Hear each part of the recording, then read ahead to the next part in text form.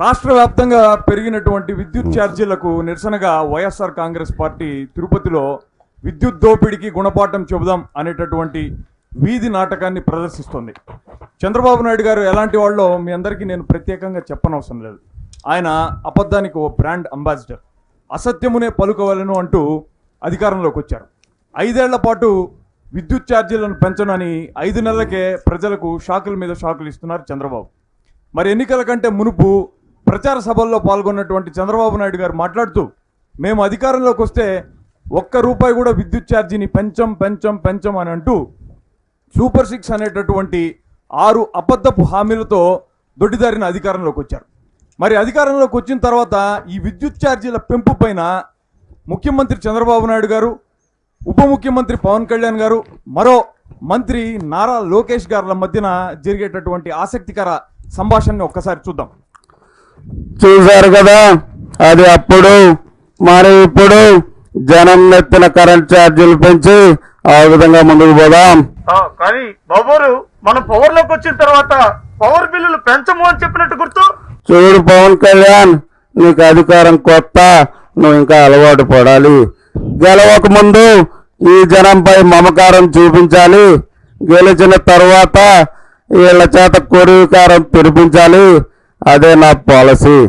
చెప్పిన అబద్ధం చెప్పకుండా చెప్పి అధికారంలోకి రావాలి.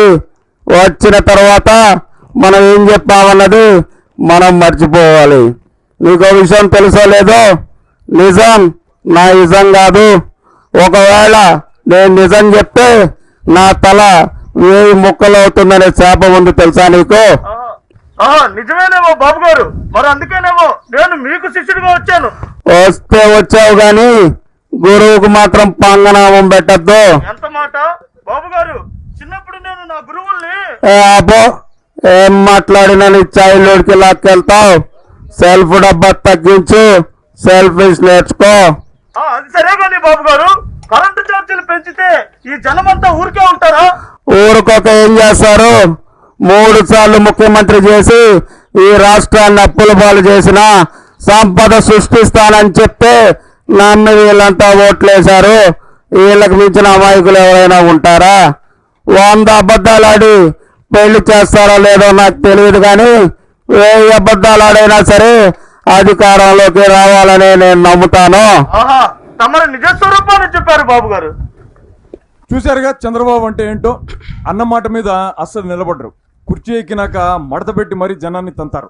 పాపం ఈ విద్యుత్ ఛార్జీల పెంపు కారణంగా సామాన్య ప్రజలు ఎలాంటి ఇబ్బందులు పడుతున్నారో ఒక్కసారి చూద్దాం. ఇక్కడ మనతో పాటుగా ఒక సాధారణ గృహిణి ఉన్నారు. నెల మొత్తానికి తనకు వచ్చే చాలీచాలని సంపాదనతో తను, తన కుటుంబం ఈ విద్యుత్ ఛార్జీల పోటు కారణంగా ఎలాంటి ఇబ్బందులకు కష్టాలకు లోనవుతుందో ఆవిడ మాటల్లోనే. తల్లికి వందనం అంటే వంచన అని తెలుసుకున్నాం. ప్రతి బిడ్డకి 15,000 అంటే అరచేతిలో స్వర్గం అని అర్థమైంది. జగనన్న ఉంటే జూన్లోనే డబ్బులు పడేవి. పథకాలు ఇస్తానని చెవిలో పూలు పెట్టాడు చంద్రన్న. కరెంటు ఛార్జీలు పెంచి వైర్లల్లో షాకులు ఇస్తున్నాడు. అప్పులు చేసి మరీ కరెంటు బిల్లులు కడుతున్నాం. చెప్తున్నా వినండి, చంద్రన్న వచ్చాడు అంటే జనాలకి షాక్ ట్రీట్మెంట్ తప్పదు. సంపద సృష్టిస్తాను, ఆర్థిక వృద్ధిని చేసి చూపెడతాను అని ప్రగల్భాలు పలికేటటువంటి చంద్రబాబు నాయుడు గారి హయాంలో ఒక సగటు వ్యాపారస్తుడు ఈ విద్యుత్ ఛార్జీల పెంపు కారణంగా ఎలాంటి వ్యతలకు లోనవుతున్నాడో, అతని కష్టాలు కన్నీళ్లు ఎలా ఉన్నాయో అతని అంతరంగంలోకి ఒక్కసారి తొంగి చూద్దాం. ఈ బాబన్ అంటే 15 కల్లిళ్ళు 15 వస్తుంది తప్ప దేవుడికే నామాలు పెట్టి ఈ నారావారి పాలన జనం నమ్మకానికి అవగాహన. నేను నిరంతర కష్టపడి సంపాదించిన సంపాదన అంతా ఈ కరెంటు బిల్లు కట్టేస్తే నా కుటుంబాన్ని ఏ విధంగా పోషించాలి? నాలాంటి సగటు మనిషి యొక్క బాధలు, ఆవేదనలు, ఆక్రందనలు ఈ ప్రభుత్వానికి పట్టదా? ఈ ప్రభుత్వానికి దండోరా బాబు.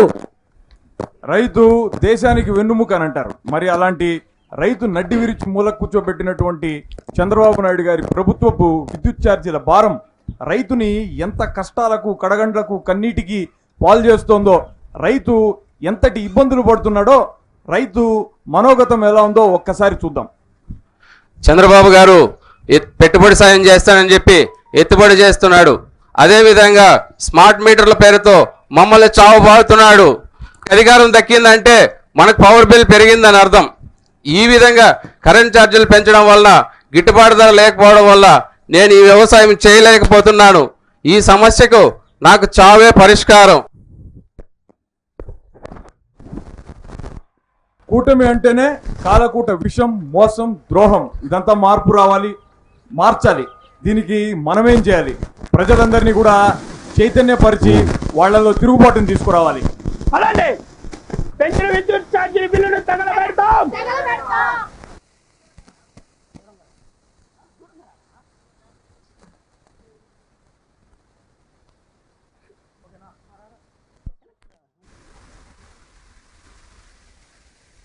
2029 నాటి కూటమి ప్రభుత్వానికి బుద్ధి చెప్తాం. మరి 2029 ఎన్నికల ఫలితాలు ఏ విధంగా ఉన్నాయో ఒక్కసారి చూద్దాం.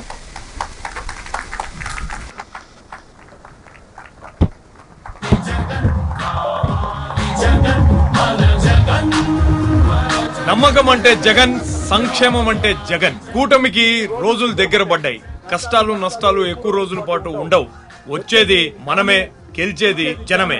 జై జగన్, జై జగన్.